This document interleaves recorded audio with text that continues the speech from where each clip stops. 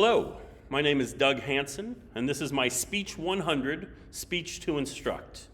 I've decided to do my Speech to Instruct on how to tie the Kelvin knot. It's a necktie. Neckties were originally designed by the French. They used to wear scarves around their necks, and it has transitioned into more of a traditional dress wear. Tie I've chosen has little bananas all over it. It is an Andy Warhol tie. I've actually got a pair of shoes at home that match this tie, so it was a fun little project to get these. I also have my audience right here. This is my mother and my aunt, who were nice enough to join us for this project, so they will be over here while we do the speech. So this is how to tie the Kelvin knot. It's a very traditional knot. There are more complicated, but this is a pretty simple one. I think it's important that everyone, especially young men, know how to tie a tie. You never know when you're going to need it to go to a job interview, to go to a wedding, a funeral, or to go to court. So to be able to dress up a little bit is a very important thing, I believe. So the first thing we want to do is we want to get the tie around our neck. The wider end, which will be the front of the tie, should be hanging lower than the back, which will be the smaller end of the tie. What we want to do for me, just because of the length of the tie, I'm going to start the bottom, the back, at about the third button. What I will do then is to wrap the larger end around the front of the smaller end. And we will take it all the way around. We're going to do that one more time so that we have 1, 2 loops, just like in the photograph here. And then what we're going to do is we're going to take that tie, we're going to shove it up behind, up towards the neck, so that it is behind everything that we have just tied. We are then going to take it and put it in the front loop that we made. And if we do that correctly, we should have a nice tie, a nice knot in our tie. And then what we're going to do is pull on the back and cinch it up until it's about where you want it.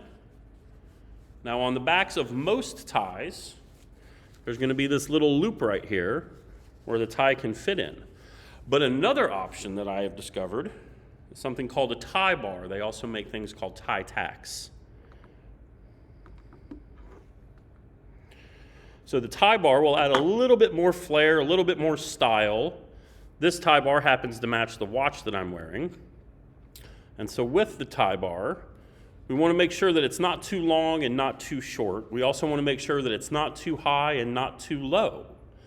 So in the photograph, the blue tie, that tie bar is a little bit too short for that tie.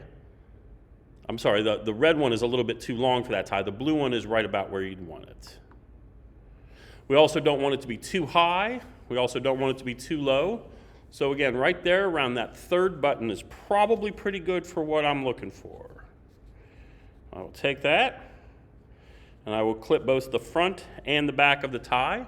You notice there's still a little space between the edge of the tie tack and the tie, and it sits right about even with the top of the pocket.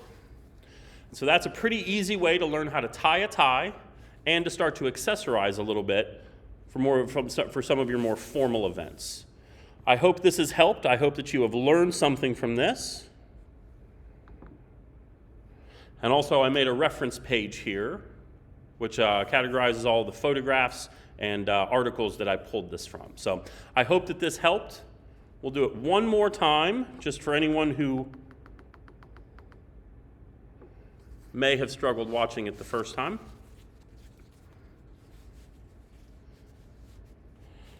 So the long end, which will be the front, will hang lower. The short end, again, I decided to put it right about the third button. And so I will go around once, pull the tie, do that a second time,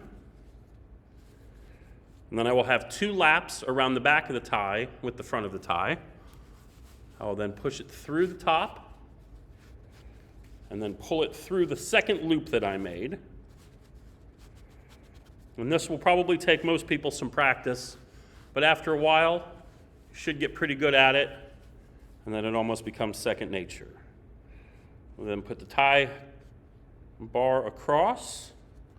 I think it's in a good spot there. And one other thing, you want to make sure that the bottom of the tie is about even with the top of the belt there. You don't want it too high and you don't want it too low.